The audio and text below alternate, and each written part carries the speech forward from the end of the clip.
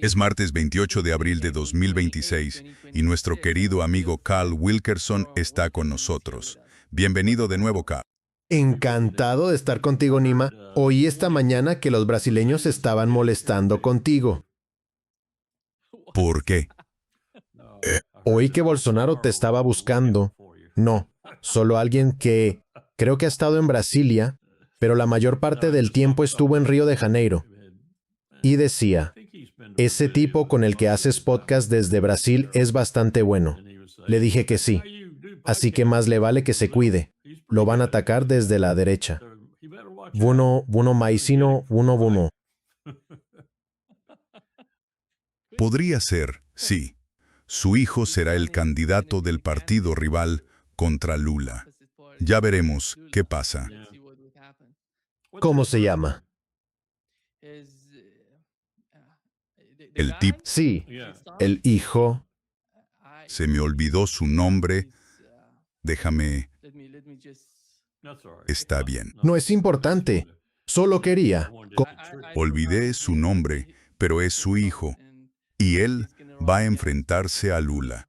Y veremos qué sucede. Parece que todos vamos y venimos. Ya sabes, derecha, izquierda, derecha. Sí, exactamente. Larry, déjame comenzar con lo que ha pasado.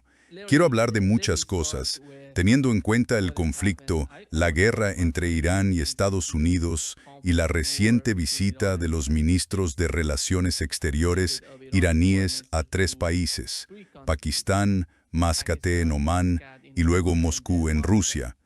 Pero antes de eso, ¿qué entiendes de lo que ha ocurrido sobre ese incidente y sobre la cena de los corresponsales de la Casa Blanca y el hecho de que esta es la tercera vez que alguien intenta un asesinato? No sé si en realidad quería asesinar a Donald Trump. ¿Cómo entiendes todo este asunto de este tipo de ataques? Pues creo que la prensa en este país lo está manejando de forma pésima. No lo he leído todo con certeza, pero los principales medios y en particular las imágenes, fui a esa cena 2 veces, en 2003 y 2004 como invitado. Creo que una vez me invitó Microsoft National Broadcasting Company y otra vez Cable News Network. Así que tenía el boleto en la mano, en una ocasión un sedán del gobierno y en otra un taxi. Me llevaron hasta la entrada del Capitol Hilton, creo. Y me bajé, mostré mi boleto. Revisaron el boleto. Hay gente que ha dicho que nadie revisa el boleto. Pues a mí me revisaron el boleto. Y entré. Y cuando entré en ese hotel cavernoso, es decir, es enorme, podías ver el pasillo principal. Y a lo largo de ese pasillo y en el segundo y creo que tercer piso, era igual, si recuerdo bien. Estaban Microsoft National Broadcasting Company, Fox, Columbia Broadcasting System, el Wall Street Journal, el New York Times, había de todo. Esto fue hace 20 años, no tenías algunas de las cosas de ahora, pero contabas con medios de comunicación presentes en el país que en ese momento eran muy poderosos. La BBC estaba allí. Ibas a cada uno, tomabas una copa, picabas algo y hablabas con la gente, o ibas solo a los que querías. Eso era lo que hacía la mayoría. Y nadie sabía y realmente a nadie le importaba, aunque seguro que si se les preguntaba lo sabrían. La seguridad en esa parte del hotel, porque al fin y al cabo es un hotel como cualquier otro. Quizá había seguridad local en cada piso o algo así, pero nada ostentoso ni grandilocuente, así que la idea de que el hotel o la gente de los medios en sus suites hubieran proporcionado seguridad es una tontería.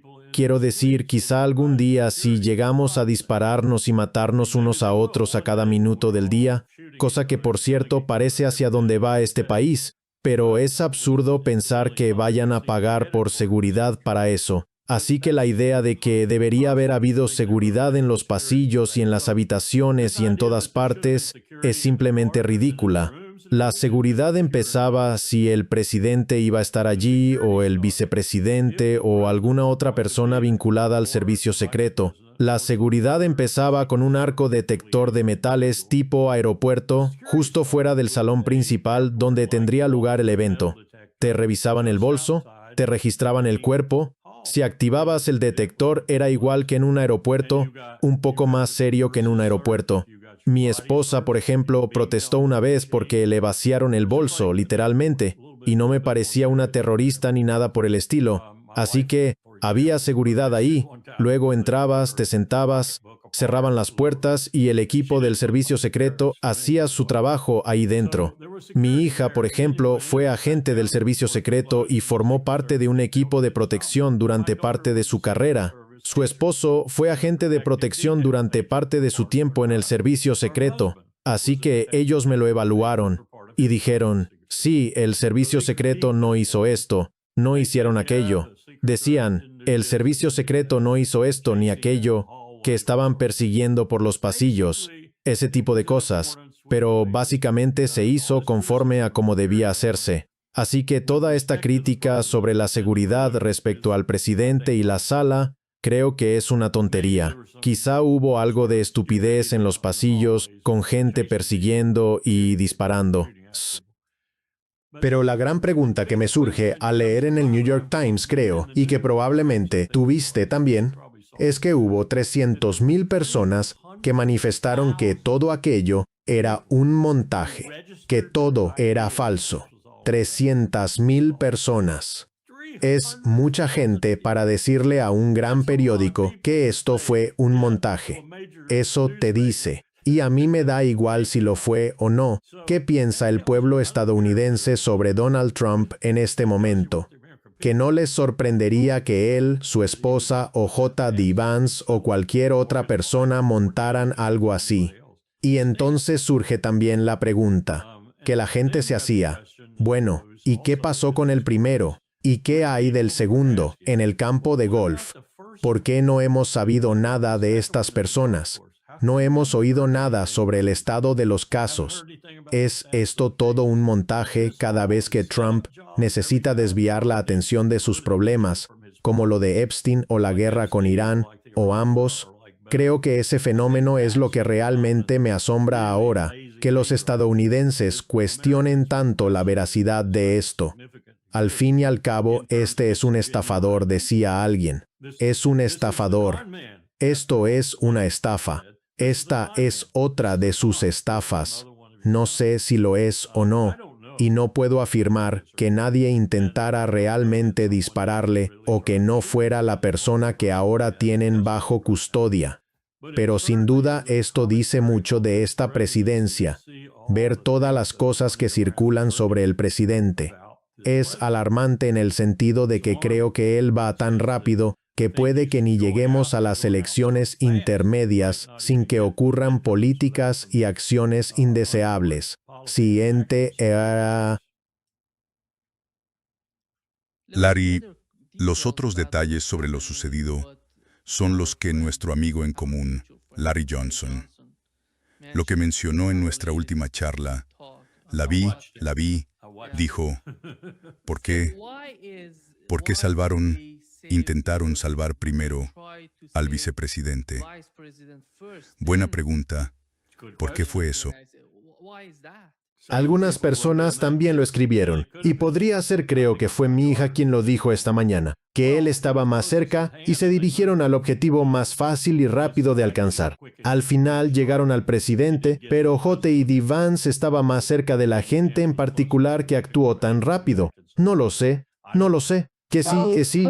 Pero había dos salidas. J.D. Vance salió por la derecha y Donald Trump por la izquierda. Sí. Así que no hay, ya sabe. Y pensarías que ya les habrán explicado los procedimientos operativos estándar. Tú vas por ese, tú por el otro, y nosotros los acompañamos. No lo sé. O puede que sí lo tuvieran. Uno de ellos pudo haberse confundido. O quizá, ya sabes, decidieron que era mejor tener dos salidas en vez de una para el vicepresidente y otra para el presidente. Larry, pasando a la guerra, a la situación entre Irán y los Estados Unidos, hace unos minutos, hace apenas 2 horas, Donald Trump publicó en sus redes sociales diciendo que Irán me llamaron. Acaban de llamarme. Irán nos acaba de informar que están en un estado de colapso. Quieren que abramos el estrecho de Hormuz lo antes posible, mientras intentan resolver su situación de liderazgo. Hoy hablé más temprano con el profesor Randy. Hablé con él. Le pregunté, ¿quién se está comunicando con Donald Trump? Me dijo que quizá Jared Kushner, desde la habitación de al lado, le está llamando a Donald Trump y hablando con él. Parece como si los iraníes le estuvieran hablando a Donald Trump. Esto ya raya en lo trágico, por no decir ridículo.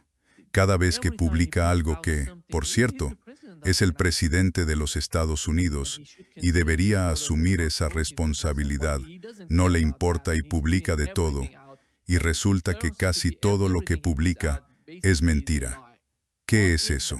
Bueno, la única manera en que él lo puede manejar, Laura Loomer lo puede manejar, Jared Kushner lo puede manejar, J.D. Vance lo puede manejar hasta cierto punto. Marco Rubio, cualquiera de ese grupo lo puede manejar. La propaganda que difunden, porque casi siempre es propaganda, solo puede manejarla si la controlan. Y Donald Trump es el máximo exponente de ese enfoque payaso hacia la diplomacia.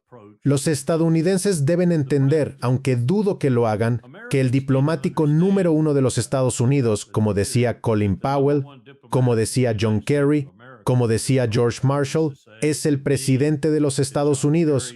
Él encarga a todos los demás. Escribe una carta en la que los autoriza como diplomáticos para los Estados Unidos y les establece las condiciones de su servicio, etc. Y algunos presidentes revisan detenidamente esa carta y la enmiendan según sus deseos, pero básicamente esa carta los encarga en nombre del presidente como representantes de los Estados Unidos. Incluso pueden evitar al secretario de Estado e ir directamente al presidente si lo desean. Ahora bien, la mayoría de los diplomáticos inteligentes, embajadores y otros no van a tomar esa ruta. Van a ir vía el secretario de Estado hacia el presidente o irán al presidente al mismo tiempo que informan al secretario de Estado de lo que van a decir. Es decir, así se hace porque es la forma caballerosa de hacer negocios, pero así de poderosa es esa carta. Los encarga y les dice: vengan a mi despacho si lo necesitan. Y ha habido ocasiones en que un embajador ha entrado a ver al presidente de los Estados Unidos sin que el secretario de Estado lo supiera y, ya sabes, te arriesgas.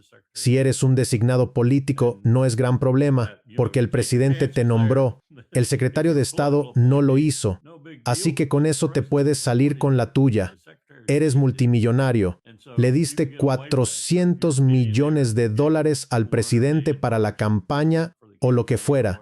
Teníamos un embajador en Italia que en realidad mandó un cable diplomático. Yo fui el primero en verlo. Se compró una embajada nueva en Lima.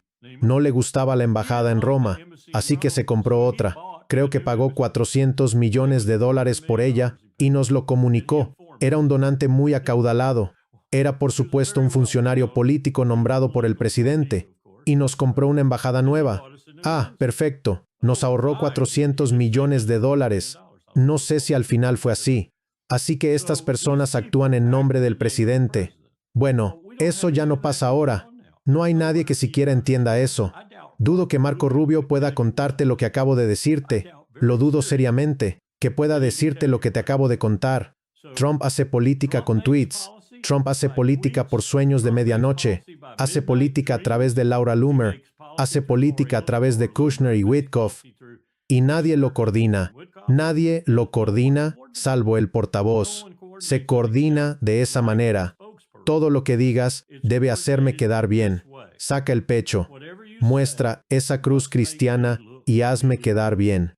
Me da igual cuántas mentiras tengas que decir. Hazme quedar bien. Y así es como lo hacen. Y quién sabe con quién está hablando Trump. ¿Quién sabe quién le habla a Trump? ¿De verdad? Pero sospecho que mucho de esto está en un guión en la cabeza de Trump, en la de Steve Miller o en la de alguien más.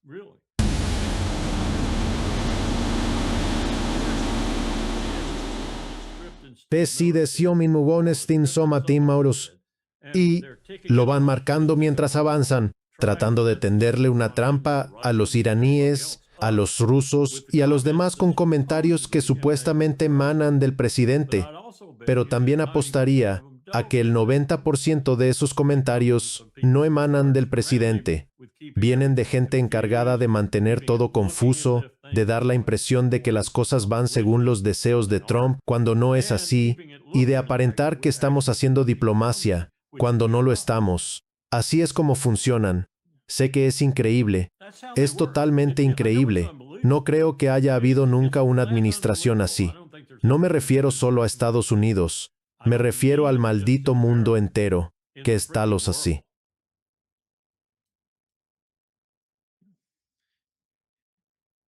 Larry, los iraníes sienten que se acerca una segunda o incluso una tercera ronda de guerra y, como dices, ves cómo están enviando más armas al Oriente Medio, a esas bases en los Emiratos Árabes Unidos y en Qatar. Sientes que eso se avecina, pero por otro lado, hemos oído que algunos generales están enviando mensajes mixtos a Donald Trump y tratan de decir que ese no es el camino o que tus objetivos, pues, no son alcanzables en el campo de batalla. Si se emprende otra ronda de guerra, ¿qué entiendes que está pasando con los generales o con las personas que lo rodean y que tienen acceso a Donald Trump, que pueden comunicarse con él? Bueno, ante todo, ninguno de los generales tiene acceso a Donald Trump salvo King. Punto. Ahora, puede que haya gente como King y generales retirados que están muy alineados con el movimiento Make America Great Again y que sí tienen acceso a él, pero también lo dudo, porque no creo que ni siquiera Trump se lo permitiera. Podrían tener contacto con él a través de personas como Loomer, como Miller, como Vaught y otras similares, pero no creo que tengan contacto directo con él. Kane es el único que realmente tiene un contacto legítimo con él, no Kane. Ni siquiera otro miembro del Estado Mayor Conjunto debería hablar con el presidente a menos que esté completamente autorizado por Hexet y por el presidente del Estado Mayor. Esas son las reglas, y no creo que Trump esté violando esas reglas de forma significativa. Ahora bien, puede que haya otros miembros de la administración que sí lo estén haciendo, yéndose por fuera de Hexet y hablando con algún militar. Eso es lo que estoy escuchando. Lo que él está oyendo de una parte del ejército, esa parte que yo llamaría inteligente, sabia y cauta, es que debería parar esto lo antes posible, que hemos cometido un error grave. No lo dicen exactamente así, creo. Nadie le va a decir a Trump que cometió un gravísimo error, pero que lo cierre cuanto antes. Los más inteligentes entre ellos dicen que ya cumplimos nuestros objetivos. Tenemos el estrecho donde queremos tenerlo. Arreglaremos algo, derecho internacional, lo que haga falta. Negociaremos un acuerdo. Volveremos a abrir el estrecho. Satisfaremos lo que Irán quiera con respecto al estrecho, como vía internacional para el paso de barcos. Pero esto es lo que creo que está pasando y que afecta a Trump. Hay gente que dice, aunque no lo dicen así, yo lo diré sin rodeos. Mira, lo que quieres es un acuerdo nuclear. Quieres un acuerdo nuclear que sea mejor que el Plan de Acción Integral Conjunto. Quieres poder presentar ese acuerdo ante el pueblo estadounidense y decir, miren lo que conseguí, que es mejor que cualquier cosa que consiguieron John Kerry y Barack Obama. Esto es lo que necesitamos. Para esto fuimos a la guerra. Esto es lo que tenemos. Ahora podemos darlo por terminado. Ahora podemos parar porque ganamos. Y eso será el nuevo Plan de Acción Integral Conjunto. Y todos los críticos, con razón, dirán, bueno, lo tenías hace años y fuiste tú quien lo vetó. Y él dirá, no, yo obtuve una moratoria más larga. Conseguí esto, conseguí aquello. Muevo el uranio a Rusia o a donde sea por 5 años, lo que haga falta. En fin, habrá suficientes elementos nuevos en ese acuerdo para que, creo, los iraníes lo acepten y Trump también. Él declarará victoria y se retirará. Queda el gran tema, y las Fuerzas Armadas lo han planteado. Queda el gran asunto de Bibi Netanyahu y lo que está haciendo ahora mismo en el Líbano, que en gran parte lo hace para desafiar a Trump, creo. Porque Bibi no puede hacer lo que quiere en Irán, o al menos parece que no quiere volver a empezar allí. Oigo de otras personas en Israel que él va a volver a empezar. pero no sé contra qué va a empezar. ¿Bombardear los mismos objetivos otra vez? ¿Bombardear hospitales y escuelas? ¿Bombardear todo lo que vea? Eso es lo que oigo que quiere hacer. Quiere ir contra Irán como está yendo contra el Líbano, sin cuartel, bombardeando todo lo que ven, y seguir una y otra vez.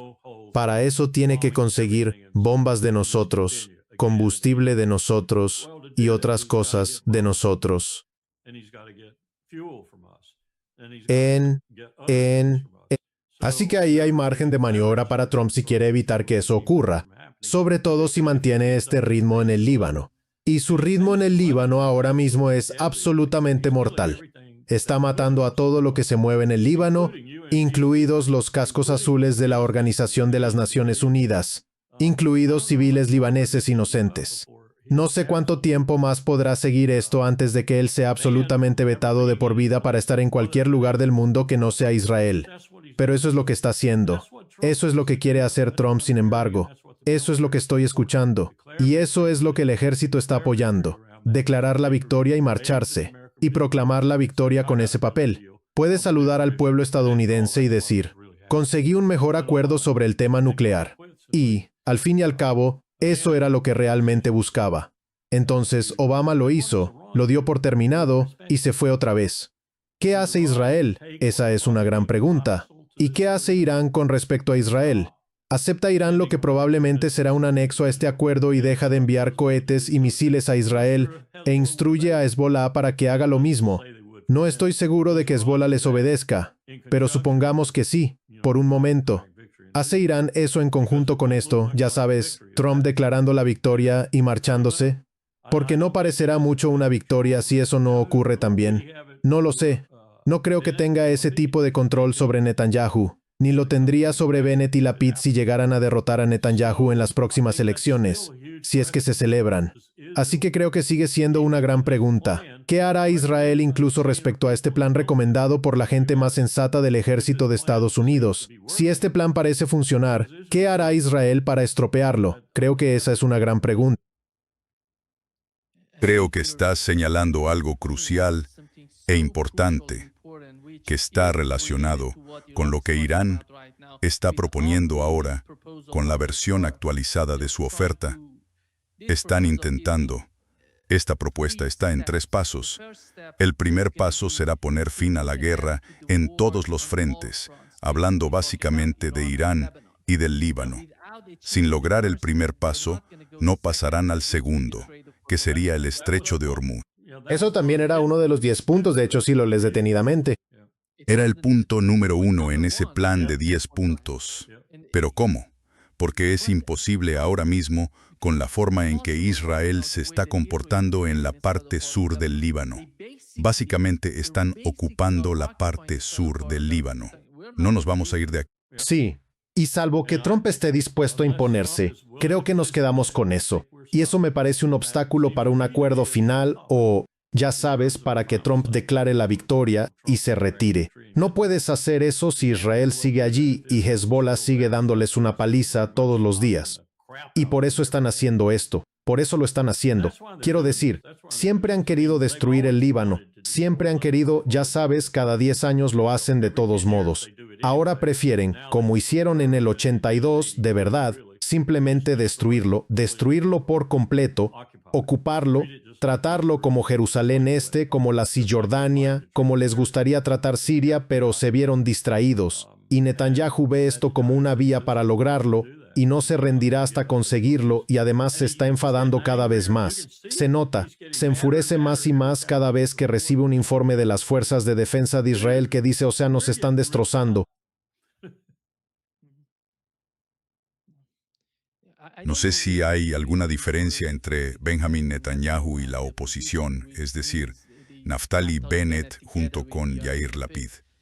¿Son tan sionistas como Netanyahu? Porque si miras a la población israelí, ahora mismo más del 78% apoya a Benjamin Netanyahu en su operación en Israel, en Gaza, en Cisjordania, en el sur del Líbano. ¿Cómo se puede cambiar o modificar la opinión de esta gente? ¿Es eso posible? ¿O hay algo oculto? o Estados Unidos tendría que obligar a los israelíes por la fuerza? Creo que fue Nabucodonosor II quien finalmente cumplió la profecía de Jeremías. Arrasó el templo hasta los cimientos, mató a muchos israelitas y luego puso al resto en cautiverio. Creo que eso sería lo que haría falta. ¿Quién es Nabucodonosor II? ¿Quién va a hacerle eso a Israel? ¿Quién le va a dar a Netanyahu y a esos israelíes que usted identificó tan claramente una lección como la de Nabucodonosor? Desterrarlos, ¿qué? 50 años, medio siglo. Eso es lo que se merecen. Exactamente eso se merecen. Habría dudado en decir eso hace meses, sobre todo justo después del 7 de octubre, porque no entendía lo que me acabas de contar. Lo entendí desde hace algún tiempo. Los israelíes están detrás de Bibi Netanyahu. No les cae bien, porque ha hecho todo tipo de cosas contra su gobierno. No les gusta porque es un criminal. Tampoco les gusta por otras razones. Además, no les cae bien su esposa, pero están 100% detrás de lo que hace. Cada bomba que cae, cada cohete que impacta, los refuerza en esa postura. Y eso, ya sabes, demuestra que bombardear no cambia la opinión de nadie. Solo los hace más resueltos y más capaces de soportar lo que les infliges. Eso es lo que hace. Los enfurece. Eso. Creo que eso es parte de la naturaleza humana. Cuando pierdes a tus hermanos, a tus hermanas, a tu padre, a tu madre, entonces te unes a la lucha, no importa. El presidente aún debe vigilar muy de cerca en el Líbano porque van a hacer eso a los libaneses, sean cristianos, musulmanes o drusos. No hará ninguna diferencia. Todos se enfadarán porque a todos los bombardean y los matan.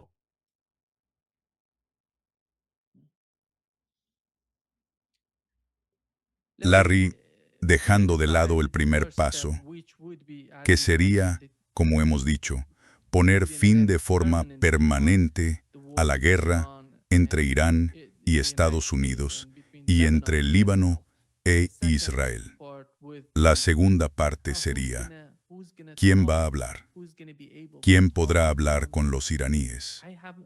No he visto a nadie en la administración de Trump capaz de hacerlo. Yo tampoco. Esa es una de mis grandes preocupaciones. Y no solo por esto, sino por muchas otras cosas.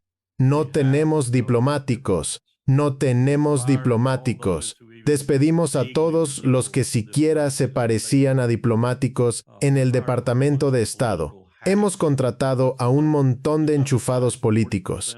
Me dicen que ahora hasta el 40% del personal de embajadas son designados políticos. Probablemente sea la cifra más alta de la historia. Y me dicen que de esos, 1 o 2 quizás sean competentes para tomarse un té con su homólogo.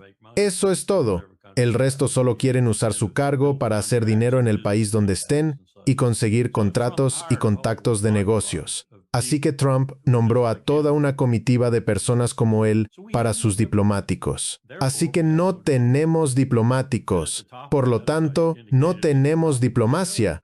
Y encima de todo eso, como dije al principio del programa, el diplomático número 1 es el presidente de los Estados Unidos. El presidente de los Estados Unidos es un estafador, un magnate inmobiliario que engañó a casi todos con los que trató, y cada taxista de Nueva York que me ha llevado me decía, no soporto a ese hombre, es un delincuente, es un mafioso. Eso sin excepción. No he tenido un taxista en la ciudad de Nueva York que no haya dicho eso de Donald Trump. Seguro que habrá alguno en alguna parte, pero los taxistas siempre saben la verdad. Sí, estás totalmente en lo cierto. Larry, sabemos que el segundo viaje del ministro de Relaciones Exteriores iraní tras Islamabad fue a Moscú. Básicamente hablaban del segundo paso del plan que Irán propuso a los Estados Unidos, que es el Estrecho de Hormuz, y están hablando con el gobierno omaní para tratar de definir un mecanismo para el Estrecho de Hormuz. ¿Cómo ves esa comunicación? Y este viaje es una gira. Dijo que es una gira con nuestros vecinos. Dijo, quiero comunicarme con nuestros vecinos, Pakistán, Omán y luego Rusia. ¿Qué opinas de que Irán vaya primero a Islamabad, luego a Mascate y más tarde a Moscú? Bueno, creo que Omán es el auténtico país de buenos oficios en la región. Lo han sido durante mucho tiempo. Sin Omán no habríamos tenido ni la mitad del éxito en casi ningún ámbito, ya fuera en el Consejo de Cooperación del Golfo, al lidiar con Riad o con cualquiera de los estados de la región, incluso con Egipto hasta cierto punto. Si no hubiera sido por la capacidad de Omán de ejercer su papel como diplomático interesado únicamente en la paz. Y los felicito por eso. Y Powell también solía decir eso de ellos. Por lo general fracasaban, y el obstáculo habitual era Riad. Más que nada, Riad era quien alteraba la paz, por así decir, y era una capital con la que a los omaníes les resultaba muy difícil trabajar. A veces eran los Emiratos, a veces otros lugares, pero la mayoría de las veces era Riad. Y hay que recordar también que el ministro de Relaciones Exteriores de Omán, creo que fue el ministro, no el viceministro, dijo que el problema en la región no es Irán, el problema es Israel. Por primera vez un árabe dijo la verdad, el problema es Israel. Ojalá más gente lo hubiera escuchado, sobre todo en su entorno, pero también a nivel mundial. El problema es Israel. Así que entiendo por qué fueron allí. Además, creo que serían el socio para gestionar el estrecho. Tiene sentido desde el punto de vista geográfico. También tiene sentido. Bueno, los otros países que tienen intereses en la porción occidental del Golfo Pérsico también tendrían interés en el asunto. Pero creo que Omán es el país principal aquí, porque si miras el estrecho en su punto más crítico, ese es Omán y este es Irán. O sea, incluso si involucras al secretario general y a otros, y yo sigo insistiendo en esto, si se aplica la Convención sobre el Derecho del Mar, es decir, el derecho internacional, sé que Irán no es signatario. Los Estados Unidos tampoco son signatarios, pero eso no significa nada. Prácticamente el 90% de los países del mundo son signatarios. Si quieres reforzar el derecho internacional, aquí tienes un buen lugar para empezar. Utiliza ese tratado, define los estrechos, sobre todo los estrechos internacionales, y también las tierras adyacentes y la responsabilidad de los países ribereños que están más cerca militarmente, como Turquía, por ejemplo, y los estratégicos del Helesponto. Así tendrás un respaldo real para lo que haces. Y podrías usar esto. Aunque ellos no sean signatarios, nosotros en Irán tampoco lo somos. Podrías usarlo para restaurar algún aspecto efectivo del derecho internacional. Y dije, ¿cómo puede Irán, por ejemplo, ponerse en pie y decir que no reconocen que somos miembros del Tratado de No Proliferación? Somos miembros de los protocolos adicionales y de las salvaguardias. Estamos plenamente integrados en el régimen nuclear civil. Y luego dicen que no les gusta la Convención de las Naciones Unidas sobre el Derecho del Mar. Bueno, eso es Ahmadinejad. Eso lo dice Ahmadinejad. Hay que ser coherente. Ahora, me doy cuenta de que somos tremendamente incoherentes. No hemos aprobado un tratado en casi 40. Así que si recuperaras eso y tuvieras un secretario general con algo de coraje, y lo usaras como punto de partida para negociar cómo se definen estrechos así, cómo deben usarse y cómo deben asegurarse, al menos tendrías un punto de partida que devolvería el derecho internacional a la arena. Cuando dije eso en un podcast hoy, la persona al otro lado, igual de experta que yo en esto, dijo, no vas a devolver el derecho internacional. Lo han destruido. Yo dije, punto para ti. Tienes razón. Hemos destruido el derecho internacional. Nosotros, el imperio, lo hemos destruido. Pero eso no significa que el resto del mundo, en particular las Naciones Unidas, no pueda desafiarnos y devolverlo al debate, y restablecerlo como parámetros en torno a los cuales otros puedan discutirlo. Dejemos que los estados ribereños del Golfo Pérsico lo discutan. Dejemos que Irán lo discuta a fondo. Dejemos que Europa lo discuta. Dejemos que las potencias del Mediterráneo lo discutan. Dejemos que cualquiera que quiera reabrir esto y restablecer el paso lo discuta. Al diablo con el imperio y con su armada. Discútanlo. Delinéenlo y díganle al mundo, esto es lo que hay. Vamos a llevarlo a votación en el Consejo de Seguridad de las Naciones Unidas. Y cuando los 5 miembros permanentes del Consejo lo veten, solo habrá un país haciéndolo. Serán los Estados Unidos, y les mostraremos por lo que son.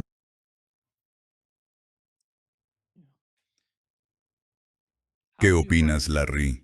La asociación, o de algún modo, la relación entre Irán y Rusia. Irán va a Rusia para comunicarle al presidente ruso los últimos avances o conversaciones sobre la guerra.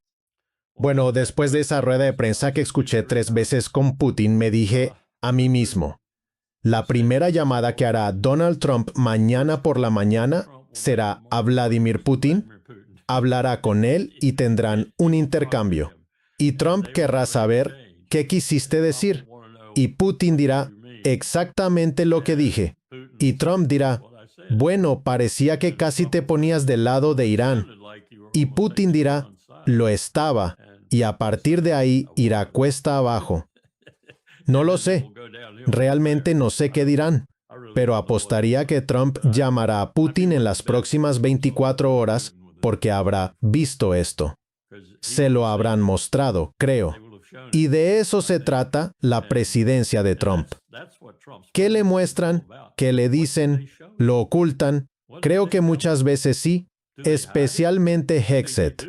Hegseth ahora mismo está ocultando todo tipo de evaluaciones de sus comandantes sobre el terreno que dicen que tienes que parar esto. Jefe, tienes que detener esto. Esto no está saliendo como lo planeaste. Tienes que detener esto. ¿Qué va a hacer entonces? Va a iniciar una oleada de despidos. Va a despedir a su comandante marítimo. Va a despedir a su comandante aéreo. Va a despedir al comandante en jefe de todo el mando. Los va a despedir a todos. Porque oigo que todos le están diciendo eso. Así que no sé si Trump escucha a la gente. No sé si le permiten tener acceso a gente así. Quizá Hegseth no deje que esa gente se acerque al presidente. Así que el mensaje no llega porque Hegseth lo está bloqueando. Me gustaría estar en esa llamada con Putin. Sabes, van a celebrar la cumbre de Brasil, Rusia, India, China y Sudáfrica en India. El mes que viene es la reunión de Brasil, Rusia, India, China y Sudáfrica en India, y Modi actúa como anfitrión y la preside. Y acabo de ver los datos sobre el nuevo misil indio. ¿Has oído hablar del misil Agni 5? Es un misil que alcanza 5.000 kilómetros. Si amplían el alcance, cosa que pueden y han hecho en pruebas, llega a 7.000 kilómetros. Alcanza, prepárate, una velocidad máxima de 30.000 kilómetros por hora. Probablemente sea el misil con ojiva nuclear más potente del mundo, si todas esas especificaciones son correctas. Y salieron de, ¿cómo lo llaman allí? Lo llaman Organización de Investigación y Desarrollo para la Defensa. De 3 etapas, móvil por carretera, alcance de 5.400 kilómetros, con alcance extendido de 7.000 millas. 30.000 kilómetros por hora. Estamos cambiando por completo el mundo nuclear. Estamos cambiando todo y no hacemos nada al respecto. No hacemos nada más que dar vueltas en Utah, Nuevo México y otros sitios donde tenemos laboratorios. Y el mundo ahora está sin tratados, sin ningún tratado. Así que India está construyendo este misil. ¿Para qué necesita India esto, Nima? Dime, ¿para qué necesita India este misil? China está al lado. Rusia es grande, pero no está a 7.000 kilómetros. Moscú ciertamente no está a 7.000 kilómetros. ¿A qué planea apuntar India con este misil de alcance 7.000 kilómetros y 30.000 kilómetros por hora con ojiva nuclear? Solo un objetivo tiene sentido para mí. No va contra Corea del Norte. Y estamos dejando que todo esto ocurra sin ninguna intervención. Apuesto a que ni siquiera enviamos a nadie a la reunión de Brasil, Rusia, India, China y Sudáfrica en India. Espero estar equivocado. Espero estar equivocado. Ojalá vaya algún posible candidato a embajador de bajo rango, alguien con cabeza, y tome buenas notas, porque igual estás presenciando el ocaso del imperio estadounidense con creces. Suave. Esto es simplemente el resultado de lo que Donald Trump ha hecho hasta ahora. Te digo, es el agente de alguien. Está actuando como representante de alguien. Quizá algún poder allá en Marte o algo así. Quizá otra civilización apareció y le puso dinero a Trump y dijo, te pagaré comisiones inmobiliarias por 1000 años y te garantizo la vida durante todo ese periodo si eres mi agente. No sé cómo interpretarlo de otra forma. Es muy extraño. Es muy extraño. ¿Te gustaría ser el presidente que supervisó la acelerada desaparición del imperio americano en el siglo XXI? Sí, me apunto.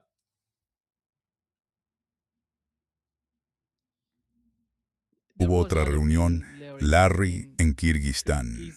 Sí, fue Pakistán, Rusia e Irán. Van a ir.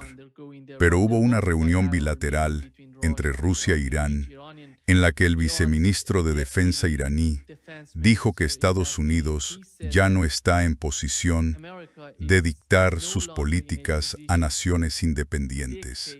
Y otro punto que mencionó es que hoy Irán, mientras se prepara para una defensa poderosa y cubre las necesidades de sus fuerzas armadas, está dispuesto a compartir sus capacidades militares defensivas con países independientes, especialmente con los Estados miembros de la Organización de Cooperación de Shanghái.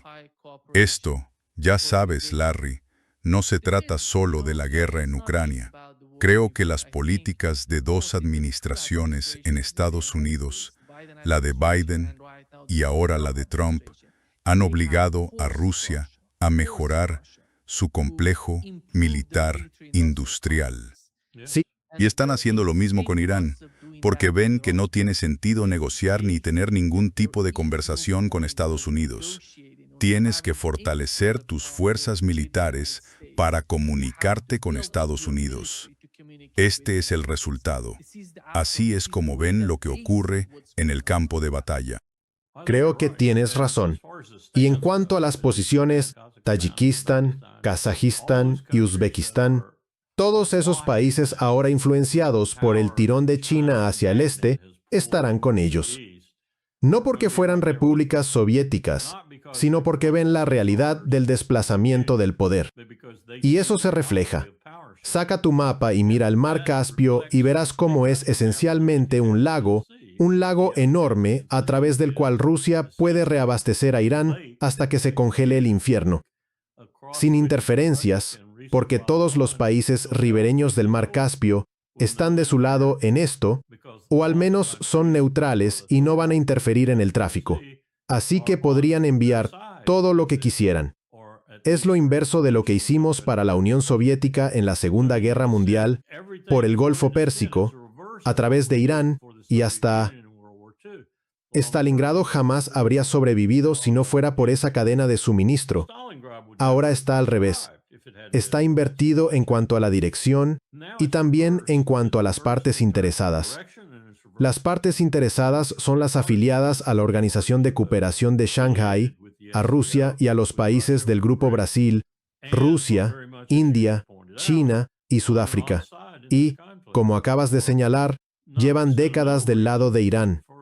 No por razones sentimentales, sino por motivos de poder muy comprensibles. Están del lado de Irán. Y la razón principal Es la locura del poder al otro lado del Atlántico que ahora ven que no se puede manejar. Y tienes razón. Lo han visto ya durante unos 12 años. Lo han visto con Trump, Biden y otra vez Trump. Y si miran más atrás, hasta George W. Bush y Bill Clinton, también lo verán ahí. Simplemente no era tan visible. Y ahora realmente se ha descontrolado. Y no están contentos con eso. Así que solo ocurre una cosa cuando pasa esto en el mundo. El resto del mundo se une contra el abusón y se ocupa de él. Sí. Larry, Irán está mirando a Eurasia, a los proyectos entre Irán y China, entre Irán y Rusia. La ubicación y la geografía de Irán son muy importantes. Y ahora, con el estrecho de Hormuz, antes de que empezara esta guerra, nadie hablaba de su importancia para el petróleo, el gas, los fertilizantes y el helio.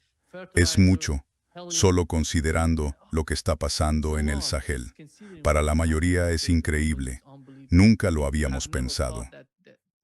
Si lo miras como hicimos en ese ejercicio del que te hablé antes, en 2009, en Pekín, si examinabas, como nosotros hicimos, los estrechos clave del mundo y también los mares interiores importantes como el mar Caspio, porque mares interiores tan extensos como ese, por ejemplo el mar de Oyotsk, en la costa oriental de Rusia, lo analizamos detenidamente, porque eso tenía implicaciones reales para una guerra en el Pacífico contra la Unión Soviética cuando planeábamos de esa forma.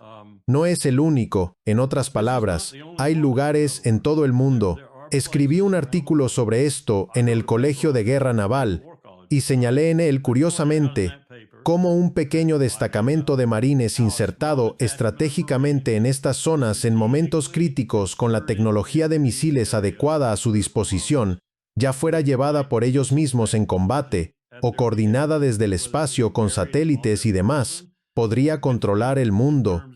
Podrían controlar el mundo simplemente al dominar estos 7 estrechos.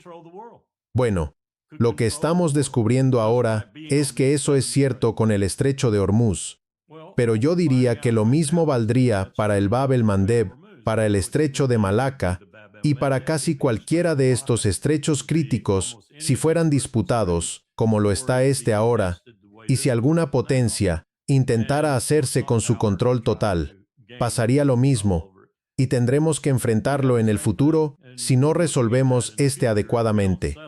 Por eso creo que es muy importante volver a poner el derecho internacional en el centro de esto, porque esto va a volver a ocurrir con otros estrechos. En esa simulación, comenzamos con el estrecho de Malaca, y ahí hay más tráfico del que te puedes imaginar en el estrecho de Malaca. Si bloqueas eso, sería un desastre absoluto. Puedes rodearlo, claro, como hicieron algunos navieros, pero es muy costoso hacerlo así. Literalmente en 1979 hubo una revolución en Irán, y la gente que la impulsó estaba harta de la manipulación extranjera en Irán, y decían no. Uno de los primeros lemas y consignas de aquellos días fue la independencia de Irán. No querían depender ni del este ni del oeste.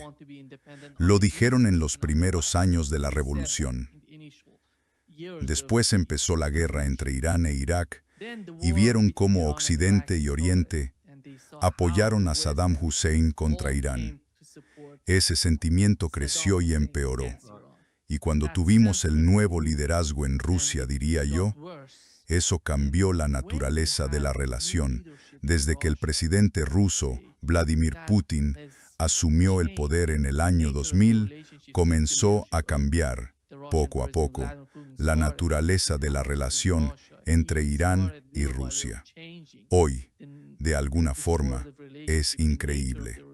Estoy observando lo que está pasando entre Irán y Rusia. Nunca imaginé que llegaran a estar tan cerca. Nadie a lo largo de la historia lo creyó. Quiero decir, cualquiera que conozca la historia de Irán y Rusia en los últimos 500 años y mucho más atrás todavía, sabe que la relación no fue buena. Rusia bajo Stalin, por ejemplo, no fue nada buena. Si retrocedes hasta el imperio persa y otros imperios adyacentes, era otro escenario completamente distinto, pero ha habido mucho tiempo de antagonismo. Tienes razón. Y miedo. Miedo por parte de Irán a que Rusia quisiera avanzar hacia el sur. Entonces Rusia ya no era la Unión Soviética. Rusia ha cambiado mucho. Rusia se redefinió, se reconstruyó. Y nosotros seguimos tratándola como si fuera la Unión Soviética. Pero en realidad eso es parte del problema, seguimos tratándola de esa manera. Quiero llegar al punto que acabas de mencionar. ¿Ves cómo están cambiando los gobiernos en Irán, en Rusia y en China? Se están acercando, se están fortaleciendo, y ese tipo de relación está evolucionando hacia una especie de asociación, y Estados Unidos todavía tiene la misma mentalidad antigua para entender lo que pasa en esos países, y a nadie parece importarle contar con verdaderos expertos en Irán, Rusia y China que entiendan la realidad de esos países. Bueno, nunca ha sido un punto fuerte. Nunca ha sido un punto fuerte de Estados Unidos. De verdad que no. Quizá se podría decir en la época de Washington, posiblemente con Jefferson, quizá con Monroe o Madison, había más aprecio porque estábamos en la situación opuesta. Éramos insignificantes, como dijo Washington, pero con todo tipo de potencial, pero aún así, insignificantes.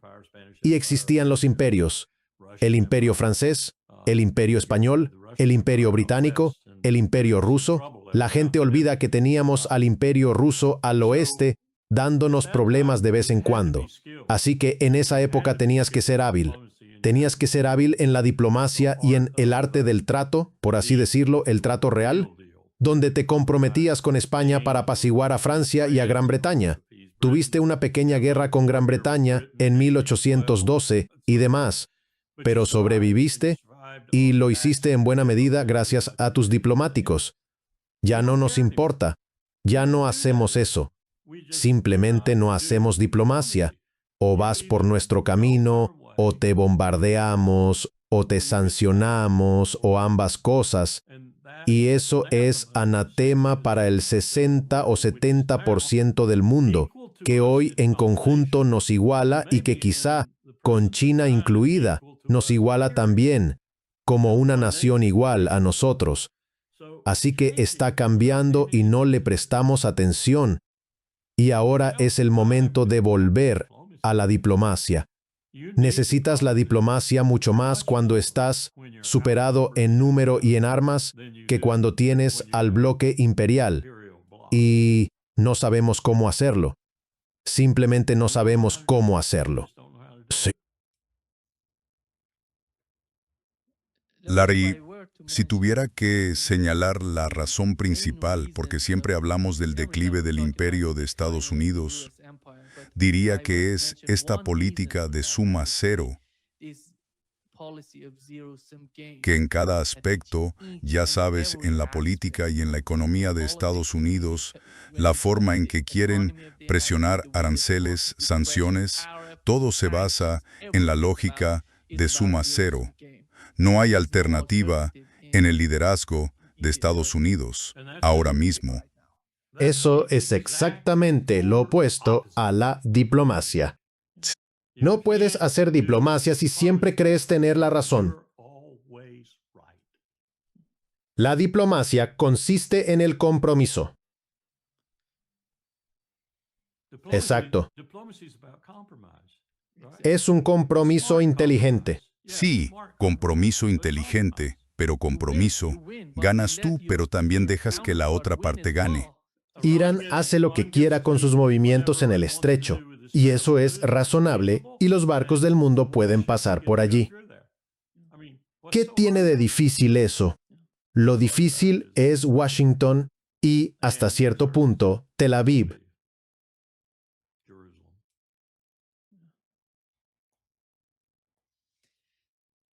Muchas gracias, Larry, por estar con nosotros hoy. Un placer, como siempre. El gusto es mío. Hablamos el viernes. Sí, Estaremos los dos. Sí, Cuídate. cuídate.